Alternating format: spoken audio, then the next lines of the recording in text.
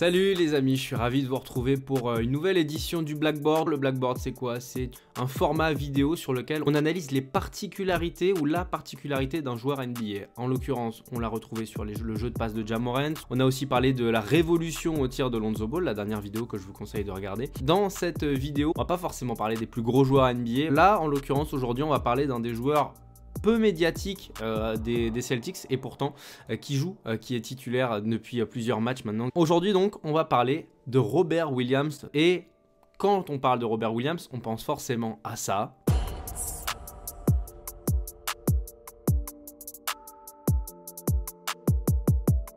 On pense aussi à ça.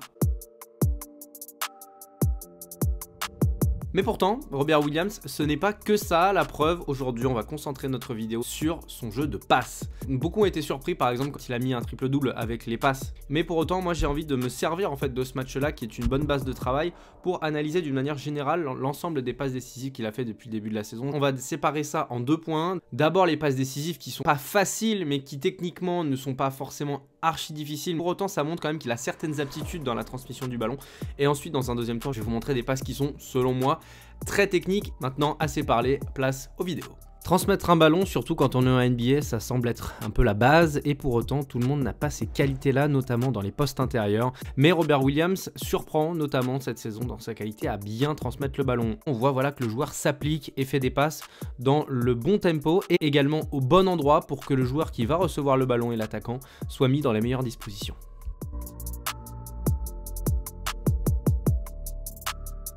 Premier exemple, il est plutôt pertinent parce qu'on voit qu'il a les pieds bien ancrés dans le sol et surtout la tête bien levée. Il regarde quelle est la disponibilité des joueurs. Marcus Smart fait une coupe à l'intérieur, c'est pas forcément suivi. Il donne la balle dans le bon tempo et en plus de ça, il la donne à bonne hauteur pour que Smart finisse bien.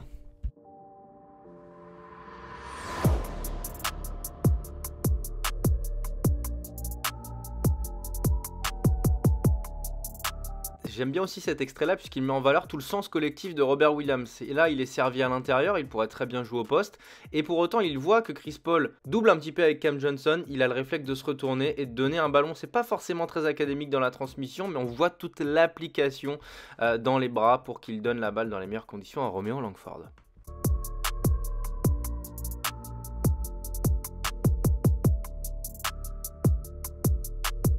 Un autre extrait qui n'est pas le plus révélateur, certes, mais encore une fois, ça montre son sens collectif. Il dribble et perd un petit peu le ballon, en tout cas, il est déséquilibré. On voit qu'il n'est pas forcément à l'aise lorsqu'il s'agit d'aller attaquer le cercle, mais pour autant, voilà, recentré vers le cercle, il lève la tête encore une fois et il donne un ballon à Jaylen Brown qui step back. C'est pas la meilleure passe décisive, mais c'est donné en tout cas à bonne hauteur. Quand les fondamentaux de la passe sont respectés par un intérieur, c'est toujours beau à voir. Regardez, la transmission, elle est juste parfaite. Jaylen Brown. Il n'a plus qu'à mettre les appuis dans le sol et à dégainer à 3 points. Vous voulez encore un exemple? Le voici.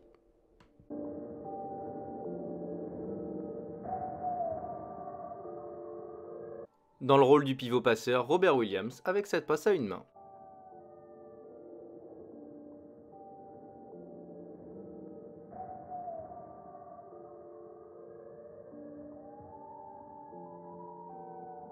J'aime bien cette action aussi puisqu'on est à l'inverse du high-low, c'est-à-dire que normalement c'est le 4 qui distribue au 5 et là à l'inverse c'est Robert Williams qui se situe en large et qui transmet la balle dans le bon tempo là aussi. Elle est un petit peu haute la passe mais elle est quand même bonne et c'est Grant Williams qui termine.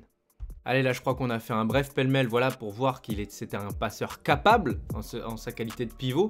Mais là vraiment on va se concentrer sur des passes qui sont beaucoup plus techniques et beaucoup plus impressionnantes, en tout cas de mon point de vue, qui m'ont surpris cette saison. Place désormais aux analyses.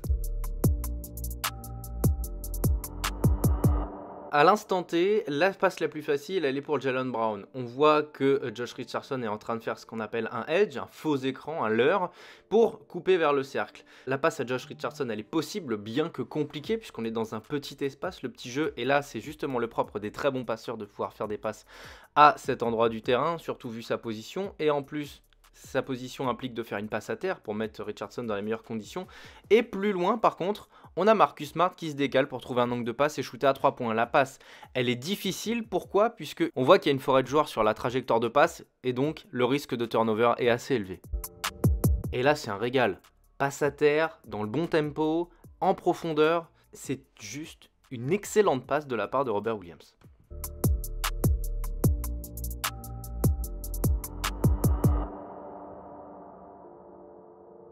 Encore une fois, je vous laisse le loisir de deviner à qui sera destinée la passe de Robert Williams. Une passe déjà qui sera à une main, comme vous l'avez vu.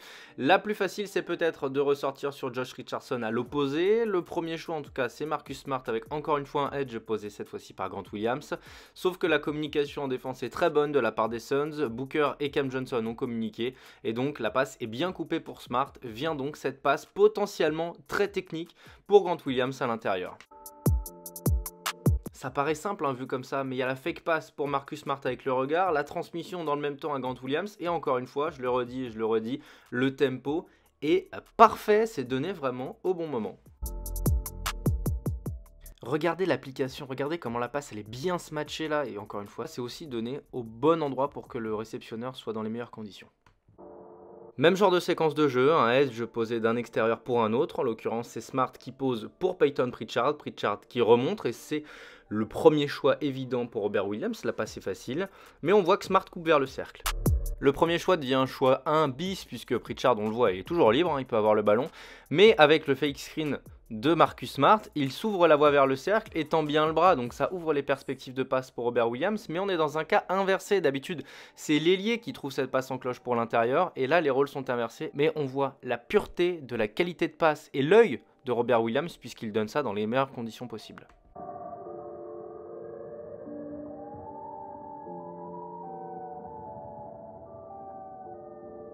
Ils sont malicieux ces jeunes Celtics. Romeo Langford voit que Grayson Allen anticipe l'écran posé par Jason Tatum et fait ce qu'on appelle un backdoor, fin de départ vers le pic, pour tout simplement passer derrière son défenseur et s'ouvrir la voie vers le cercle.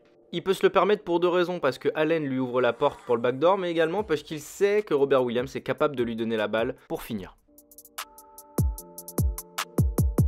Allen est éliminé, Langford a le champ libre pour aller finir et dunker.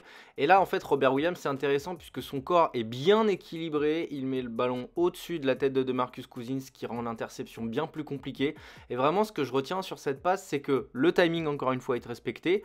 On voit que depuis les pieds jusqu'à la main qui transmet le ballon, il y a un équilibre et une volonté de bien faire.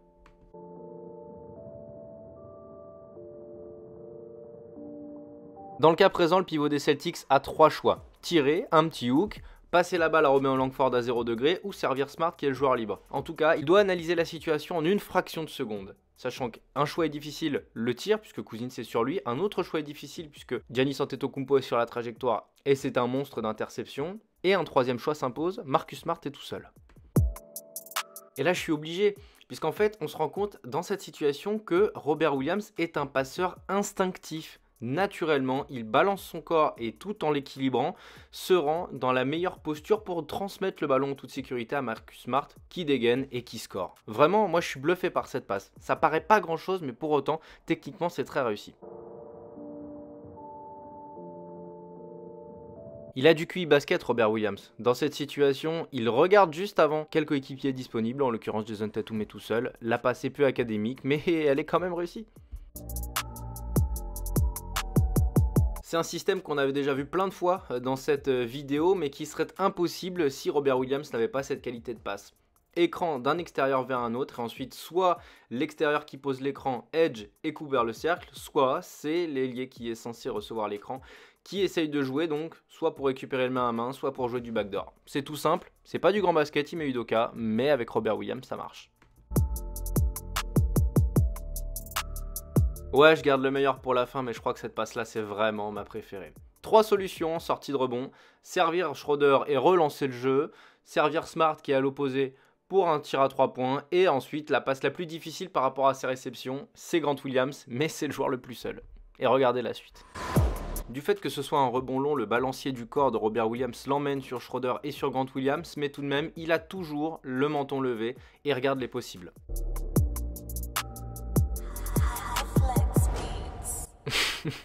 Moi ça me fait rire.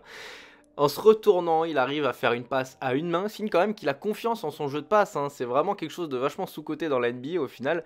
Mais voilà, transmission à une main en balançant le corps un petit peu comme il faut, mais la réception tir, elle est juste parfaite. Grant Williams, il a même pas à bouger son corps, le ballon il est dans les mains, il a juste à déclencher et ça augmente toujours le pourcentage de réussite quand vous avez le ballon au meilleur endroit par la passe. Call game. deux solutions. Le pivot qui est Robert Williams devrait enfoncer son défenseur et lui dunker dessus, pourquoi pas, ou en tout cas le jouer, mais call game, Robin Langford est tout seul à l'opposé et lui il a la possibilité de glisser vers la droite ou vers la gauche pour rendre l'angle de passe plus facile pour Rob Williams. Faire une passe à une main c'est une chose, mais faire une passe à une main pour un réceptionneur aussi loin et en ayant un défenseur sur le dos, c'est une vraie prouesse que d'arriver à la mettre à cet endroit-là pour l'attaquant. J'insiste, Robert Williams a du QI basket et en plus est un très bon transmetteur de balles. Une dernière action qui me ferait presque dire qu'il est trop collectif, il est servi en l'air par Marcus Smart, il est face à Kemba Walker, il a juste à poser les appuis au sol et à lui Thomas dessus, et plutôt que de faire ça, pendant qu'il est en l'air, il transmet le ballon à Peyton Pritchard. La passe elle est pas bonne, elle est pas très bonne en tout cas, mais la simple réflexion du joueur dans cette situation, elle en dit long sur son potentiel dans la gestion intellectuelle d'un match de basket. Ceci dit, voilà, il y a encore des progrès à faire. La preuve avec cet exemple, la passe là, on peut dire qu'elle est facile. La réception idéale pour Peyton Pritchard, c'est de la recevoir au niveau du buste. Il peut enchaîner avec les appuis et dégainer. Mais en tout cas, ce qu'il faut éviter, c'est la zone basse du corps, en dessous la ceinture, puisque là, c'est plus compliqué pour le joueur de se recentrer. On l'a vu dans d'autres extraits, parfois ces transmissions sont peu académiques au niveau de la position de son bras ou de son corps par exemple. Et là justement ça nous permet de voir qu'il y a une marge de progression puisque la passe elle est donnée dans le bon tempo mais elle n'est pas donnée du tout au bon endroit pour Langford qui au final récupère et score, c'est pas le souci. Mais voilà, il y a quelques axes de progression à venir. En tout cas on parle d'un joueur qui est jeune donc voilà, pas d'inquiétude. Voilà, je pense que c'était bien de finir par quelques tout petits extraits qui montraient sa marge de progression encore. C'est un joueur qui est encore très jeune, comme je le disais, qui pour l'instant a des statistiques de 1,8 passes décisives par match. En tout cas, de ce qu'on voit, des éléments que j'ai essayé de vous montrer dans cette vidéo, on voit qu'il peut grimper à 3, 4, 4,5, voire 5 passes décisives par match. En tout cas, en fonction du rôle qu'il va continuer de le développer au sein des Celtics ou ailleurs d'ailleurs. Mais dans la veine des pivots passeurs à la Jokic, à la Bam Adebayo, il peut peut-être plus se classer dans ce range-là d'ailleurs, peut-être au maximum de son potentiel proche de Bam Adebayo. Je suis pas sûr qu'il arrive aussi haut, mais en tout cas on voit que dans ses aptitudes et dans son développement intellectuel dans un match de basket, il travaille beaucoup et il y a quelques passages qui me font même penser qu'il y a une part d'inné dans son jeu de passe. Donc c'est très intéressant à voir. En tout cas, les Celtics, j'imagine, se régalent et voient donc un profil de pivot qui est contreur, dunker et également passeur, ce qui est quand même un argument supplémentaire très intéressant dans la transmission du jeu. On le voit, Udoka se sert beaucoup au final du jeu de passe de Rob Williams pour développer des systèmes et créer de l'incertitude pour une défense. En tout cas voilà, cet épisode du Blackboard il est désormais terminé. N'hésitez pas à donner votre avis en commentaire, me dire ce que vous avez pensé des éléments. Est-ce que vous avez vu d'autres passes qui méritaient une analyse? Donc voilà, je suis preneur de vos retours. En tout cas, c'était un plaisir de vous présenter ce jeu de passe de Robert Williams et on se retrouve très vite pour de nouvelles aventures basket. Ciao, ciao.